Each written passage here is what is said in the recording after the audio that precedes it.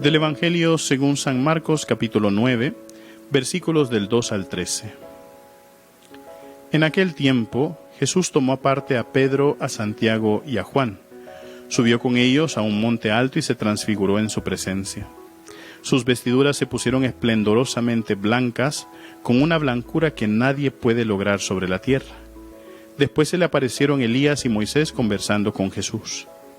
Entonces Pedro le dijo a Jesús: Maestro, qué a gusto estamos aquí. Hagamos 3 chozas, una para ti, otra para Moisés y otra para Elías. En realidad no sabía lo que decía porque estaban asustados.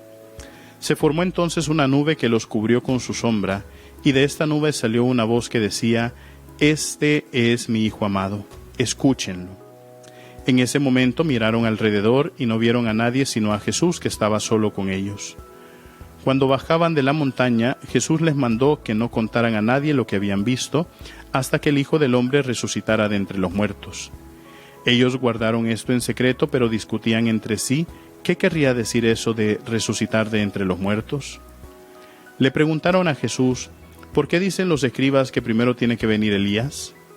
Él les contestó: si fuera cierto que Elías tiene que venir primero y tiene que poner todo en orden, entonces, ¿cómo es que está escrito que el Hijo del Hombre tiene que padecer mucho y ser despreciado?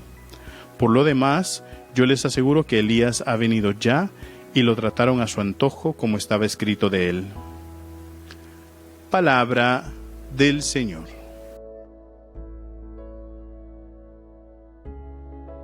Queridos hermanos, después de 2 días de estar escuchando un evangelio que es un poco fuerte, que es un poco chocante también por el tema de entender cuál es la misión del Mesías, el tema también de nuestro propio compromiso y cómo el Señor nos pide que para poder comprometernos con Él tenemos que tomar nuestra cruz y cargarla día tras día. Ahora pues el Señor nos presenta este episodio de la transfiguración, que es un episodio donde muestra su gloria, un esplendor, un pequeño esplendor de su gloria. Yo me recuerdo una vez, queridos hermanos, que iba caminando por las calles de Asís, esas calles donde San Francisco pues las recorrió muchas veces, y iba caminando a lo largo de la calle y había como un sembrado de árboles de oliva. En ese momento, pues como estábamos en tiempo de invierno, había mucha lluvia, las nubes tapaban el sol, pero en ese momento que íbamos bajando veíamos el pueblo a lo lejos, una vista hermosísima, pero sí estaba opaco.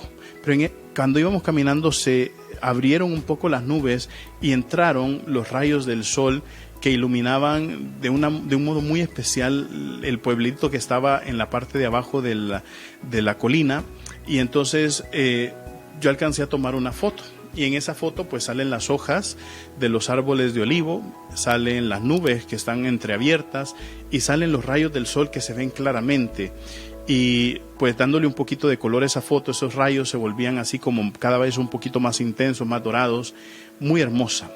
Y entonces, queridos hermanos, una de las cosas que me hizo hacer ese momento fue contemplar un poquito las maravillas de la creación, ¿verdad? Como el Señor, con tan poca cosa, viendo unas hojas de unos árboles, viendo unos rayos del sol, viendo las nubes, viendo el pueblo a lo lejos, como el Señor eso pues lo vuelve tan especial, porque con la vista nosotros podemos apreciar también las maravillas de la creación. Y es ahí donde también en esa pequeña reflexión que yo hacía, decía, claro, ahí es a donde San Francisco, quizás en el corazón, le brotaba también ese cántico tan hermoso que se llama Laudato Si, que es decir, alabado seas mi Señor. ¿Y por qué les estoy contando esto? Porque después de estos 2 días que los discípulos, o ese momento en que los discípulos habían escuchado cómo el Mesías tiene que padecer, ser perseguido, tiene que morir a causa de los pecados, aparte de eso, decía que cada uno que quiera comprometerse con el Señor tiene que tomar su cruz, y como eso es una decisión que no es tan fácil, que es tan difícil, el Señor les da ese poquito de sosiego de contemplar un destello de su gloria con este episodio de la transfiguración, para que vean no lo bueno, cuál es esa promesa que el Señor nos va a dar, y eso produce un sentimiento todavía mayor a poder ver un paisaje, a poder ver o poder contemplar la creación todavía más, ¿verdad? Señor, a través de estas pequeñas cosas nos alegra el corazón, pero imagínense ver al Señor transfigurado, y entonces, claro, eso aumenta y aumenta ese deseo en los discípulos.